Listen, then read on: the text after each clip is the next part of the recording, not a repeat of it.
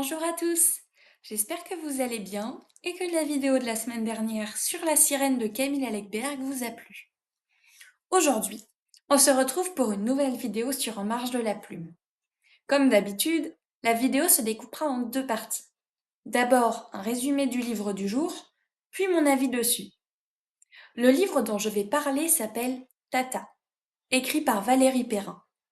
Il est paru en 2024 aux éditions Albin Michel. Il s'agit d'un roman assez cosy que j'ai depuis 2 ans dans ma pile à lire. Maintenant que vous savez de quel livre je vais vous parler aujourd'hui, je vais vous dire quelques mots sur l'histoire. Pour une fois, je vais faire une chose que je ne fais quasiment jamais quand je présente un livre. Lire un bout du résumé officiel. Ici, je choisis de le faire car je trouve que c'est très bien formulé et assez tentant. Voici donc l'extrait. Colette est remorte. Ce mot n'existe nulle part. Remourir, ça n'existe pas. Dans cette histoire, nous suivons Agnès, réalisatrice de renommée internationale et nièce de Colette Septembre. Après avoir été contactée par la police, Agnès se retrouve contrainte de retourner à Guignon, village dans lequel sa tante habitait.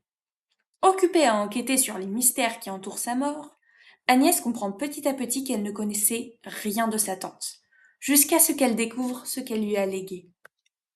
C'était un petit aperçu de Tata. Plutôt tentant, non?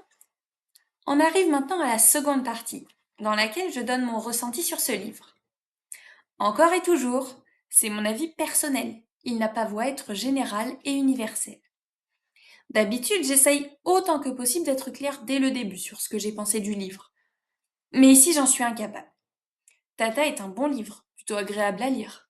Il est écrit sous la forme d'un roman policier, avec une enquête et des émotions fortes, telles que de la peur, de l'angoisse et du suspense. Il contient également beaucoup d'émotions plus complexes, comme de la tendresse, du manque et de la joie à la fois, de la mélancolie. En réalité, ce roman est bon surtout grâce à ce mélange d'émotions plein de nuances. Mais la fin de ce livre m'a laissé un goût amer. Pas parce que certaines questions restent ouvertes et que je trouve cela frustrant, ni parce que la fin n'était pas celle que j'attendais. En réalité, j'ai trouvé que la fin traînait en longueur, tout simplement. Il n'y avait plus de rythme et l'intrigue était presque bouclée. J'ai fini les 100 dernières pages du livre, non pas par envie de connaître la fin, mais pour pouvoir commencer une autre histoire. Je trouve ça particulièrement dommage pour un roman tellement prenant et dont les 80% se dévorent. Mais le problème, selon moi, et qui fait que je n'arrive pas à me prononcer, c'est que la partie la plus lente est à la fin.